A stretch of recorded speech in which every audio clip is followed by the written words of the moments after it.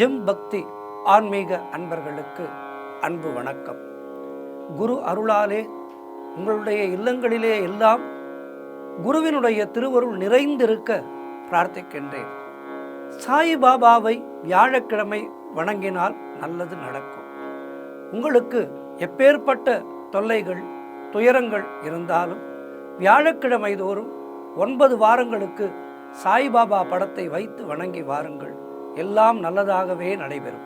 வியாழக்கிழமை அன்று சாய்பாபா படத்திற்கு முன்பாக ஒரு மஞ்சள் துணியை விரித்து அதில் 1 டம்ளர் தண்ணீர் வைத்து அந்த தண்ணீரில் சந்தனமும் குங்குமமும் கரைத்து எடுத்து சாய்பாபா படத்திற்கு பொட்டு வைக்க வேண்டும்.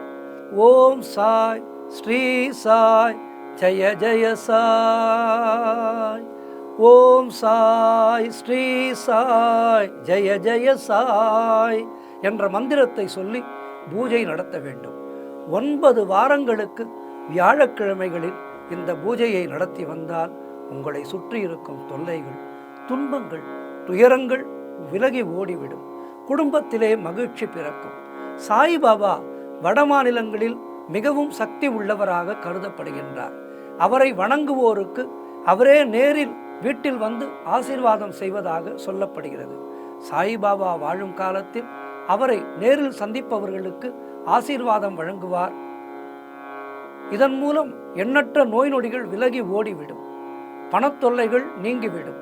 குடும்ப ரீதியாக மகிழ்ச்சி பிறக்கும் என்பதெல்லாம் அவர் வாழ்ந்த காலத்தில் மிகப்பெரிய அதிசயங்களாக கருதப்பட்டன. இப்பொழுதும் ஷீரடியில் அவர் சமாதியான இடத்தில் ஆயிரக்கணக்கான பேர் வந்து வணங்கி தங்கள் பிரச்சனைகளுக்கு விடியல் தேடிக் கொள்கிறார்கள் என்பது முக்கிய செய்தியாகும்.